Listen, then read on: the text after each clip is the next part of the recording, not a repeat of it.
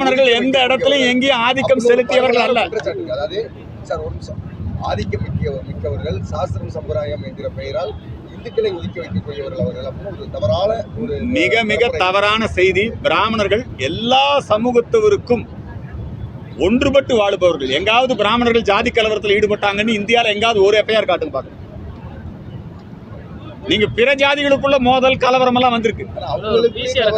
இல்ல இல்ல இல்ல, நல்லா தெரிஞ்சுக்கங்க. பிராமணர்கள் வந்துங்க எங்காவது இந்த ஜாதியை சொல்லி இழிவுபடுத்துறாங்கன்னு பிராமணர்கள் மேல எங்காவது பிசிஆர் சட்டம் போட்டிருக்காங்களா? ஏதாவது ஜாதி கலவரத்தில் பிராமண சமுதாயம் பங்கெடுத்திருக்குதா? பிராமணர்களுக்கு இடஒதுக்கீடு கிடையாது, பிராமணர்களுக்கு கல்வி வேலை வாய்ப்புகள் கிடையாது. பிராமணர்கள் ஆனாலும் கூட கோயில்கள்ல அனைத்து சமுதாயத்தவரையும் அழைத்து சென்றது யார்? இந்த மதுரையில வைத்தியநாத ஐயர். தீண்டாமை ஒழிய பாடுபட்டவர்கள் பிராமணர்கள். கம்யூனிஸ்ட் கட்சியை துவக்கியவர்கள் பிராமணர்கள். புரியுதுங்களா?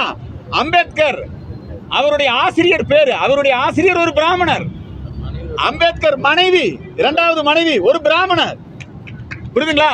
அம்பேத்கருக்கு வந்து எல்லாரும் அவரை தரையில் உட்கார வச்ச போது அவரை கூப்பிட்டு நம்முடைய பக்கத்தில் உட்கார வச்சு அவருக்கு கல்வி சொல்லி கொடுத்தவர் பிராமணர்.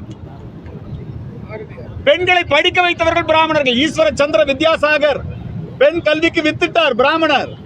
ராஜாராம் மோகன் ராய் பிராமணர். அவர் வந்து ராஜாராம் மோகன் ராய் வந்து இந்த சதிங்கிற பழக்கம், உடன்கட்டை ஏறுதல் ஒழித்து கட்டியவர் பிராமணர். இந்த நாட்டில் நடந்த எல்லா ரெவல்யூஷன், எல்லா புரட்சிகளும் பிராமணர்களால் நிகழ்த்தப்பட்டது. இப்ப மு.க. ஸ்டாலின் வீட்டுல அங்க வந்து அவருக்கு நல்ல டாக்டர் யாரு? கருணாநிதி அவர்களுக்கு டாக்டர் யாரு? மு.க. ஸ்டாலின் மாப்பிள்ளையே பிராமணன் இல்லையா? மருமகன் பிராமணனா? மருமகள் பிராமணர் இல்லையா? தெரியல எனக்கு. நம்ம அவங்க குடும்ப விவகாரத்துக்கு போக வேண்டாம். நல்ல ஆடிட்டர் வேணுமா, நல்ல டாக்டர் வேணுமா, நல்ல வக்கீல் வேணுமா? அப்பெல்லாம் திராவிட இயக்கத்தவங்களுக்கு பிராமணர் வேணும். ஈவேரா வந்து கல்யாணம் பண்ணணுமா, ராஜாஜிங்கிற பிராமணர்கிட்ட போய் ஆலோசனை கேட்டு அவர் வந்து சாட்சி கையெழுத்து போட்டு அவர் ஈவேரா வந்து ஒரு கல்யாணம் பண்ணிக்கிட்டாரு. அதுக்கெல்லாம் பிராமணம் வேணும். தேர்தல் பிரச்சாரத்துக்கு பிராமணம் வேணும். பிரசாந்த் கிஷோர் பிராமணம் வேணும் தேர்தல் பிரச்சாரத்துக்கு. என்னங்க அநியாயமா இருக்குது? பிராமணர்கள் எந்த சமுதாயத்தோடும் இதுவரைக்கும் மோதலில் ஈடுபட்டதில்லை. பசுமாட்டோடு ஒப்பிடுவார்கள் பிராமணர்களை, அந்தணர்களை பசுமாட்டோடு ஒப்பிடுவார்கள்.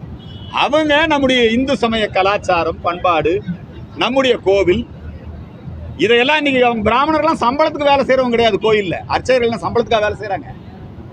அங்க இருக்கக்கூடிய குருக்கள் சம்பளத்துக்காக வேலை செய்யறாங்க. சிவாச்சாரியர்கள் சம்பளத்துக்காக வேலை செய்யறாங்க. அவங்க எல்லாம் தலைமுறையாக அந்த சுவாமியை, அந்த கோயிலை பாதுகாத்துட்டு இருக்காங்க.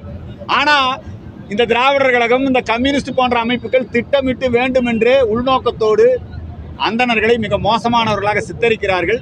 அது ஒழிக்கப்பட வேண்டும். அதுக்காகத்தான் இந்த உண்ணாவிரம்.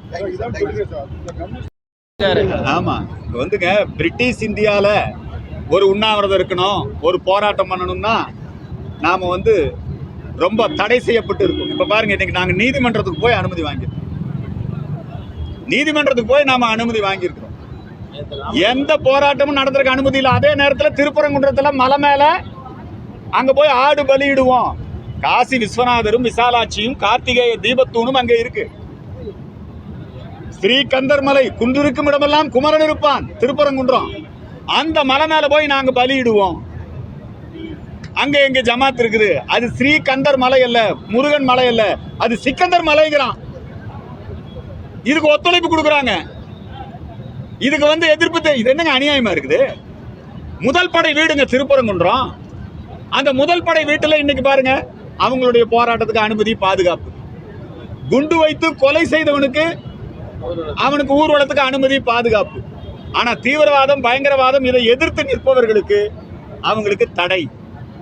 பாஜக மகளிரணி போராட்டமா தடை, பாட்டாளி மக்கள் கட்சி போராட்டமா தடை, சாராய கடையை மூடுன்னு போராட்டமா தடை, தொழிலாளர்கள் உரிமைக்காக நம்ம இடதுசாரி தோழர்கள் அது ரொம்ப நல்லா டீல் பண்ணியிருக்கிறாரு. யாருங்க நம்ம சேகர் பாபு என்ன சொல்றாருன்னா, அவர்களிடமும் பேசி அவர்களையும் திருப்திப்படுத்துவோம். என்ன அர்த்தம்? போன முறை 10 கோடி கொடுத்தோம், இந்த முறை அதிகமாக கொடுத்து திருப்திப்படுத்த போறீங்களா? இவ்வளவு கேவலமா கம்யூனிஸ்டுகளை வழி நடத்துறாங்க பாருங்க.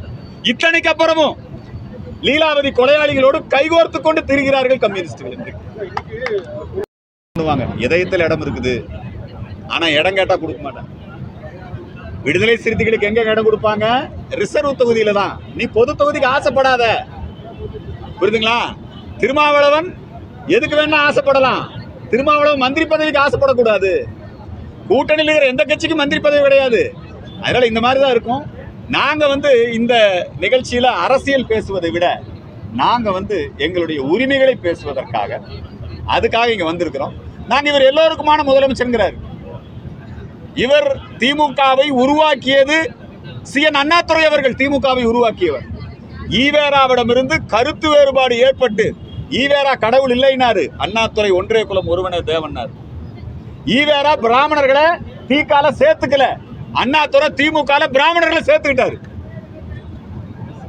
ஈவேரா இந்தியாவுக்கு சுதந்திரம் வேண்டான்னாரு, அண்ணாதுரை சுதந்திர தினத்தை இன்ப தினம்னாரு. அண்ணாதுரை ஈவேரா சுதந்திர தினத்தன்று கருப்பு கொடி ஏத்துனாரு, அண்ணாதுரை அங்க அந்த கருப்பு கொடி ஏற்றுகிற நிகழ்ச்சியை புறக்கணிச்சாரு. அதனாலதான் திமுகவை ஆரம்பிச்சாங்க. இவர் அண்ணா கொள்கைப்படி நடக்கல. கருணாநிதி அவர்கள் பிஜேபியோட கூட்டு வச்சுக்கிட்டாரு, ராமானுஜ காவியம் எழுதினாரு.